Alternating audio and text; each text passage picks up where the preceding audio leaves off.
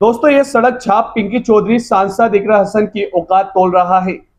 इस नीच की जगह अगर कोई मुसलमान होता तो अब तक पूरा भाजपा आईटी पीछे लग गया होता, घर पर बुलडोजर भी पहुंच गया होता। ये टपोरी लफंगा नफरती चिंटू खुलेआम लोकतांत्रिक देश की लोकतांत्रिक तरीके से चुनी गई सांसद सर्व समाज की बेटी इकरा हसन के खिलाफ अभद्र भाषा बोल रहा है, धमकियां दे रहा है, लेकिन इस जाहिल पर कोई कार्रवाई नहीं होती।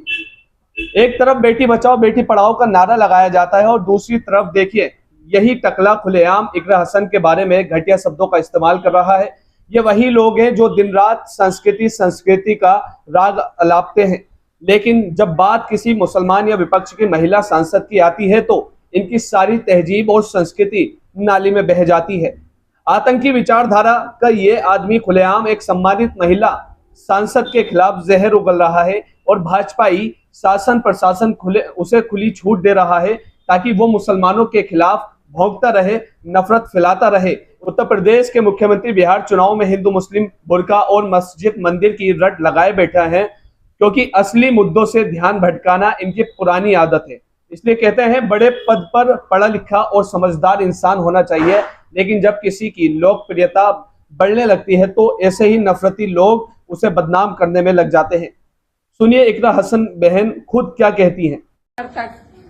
पहले मुझे मुल्ली कहा गया, मुझे आतंकवादी कहा गया, मेरे बाप तक को गाली दी गई, मेरे भाई को कहा गया। जो लोग ये पूछते हैं कि मेवात वालों को माफ कर दिया था और उसे क्यों नहीं माफ किया, उन्हें मैं ये बताना चाहती हूँ कि ये पहली घटना नहीं है, ये पहली नहीं है घटना। और सीधी सीधी जो गंदी गालियां दी गई हैं वो सिर्फ मेरे नहीं लगी, मुझे नहीं फर्क पड़ता, ना उस व्यक्ति से पड़ता ना उसके। तो सुना आपने इकरा हसन ने क्या कहा कि उन्हें मुल्ली कहा गया, आतंकवादी कहा गया, उनके बाप को भाई को गालियां दी गई, लेकिन उन्हें कोई फर्क नहीं पड़ता क्योंकि अपने लोगों की आवाज उठाएंगी वो।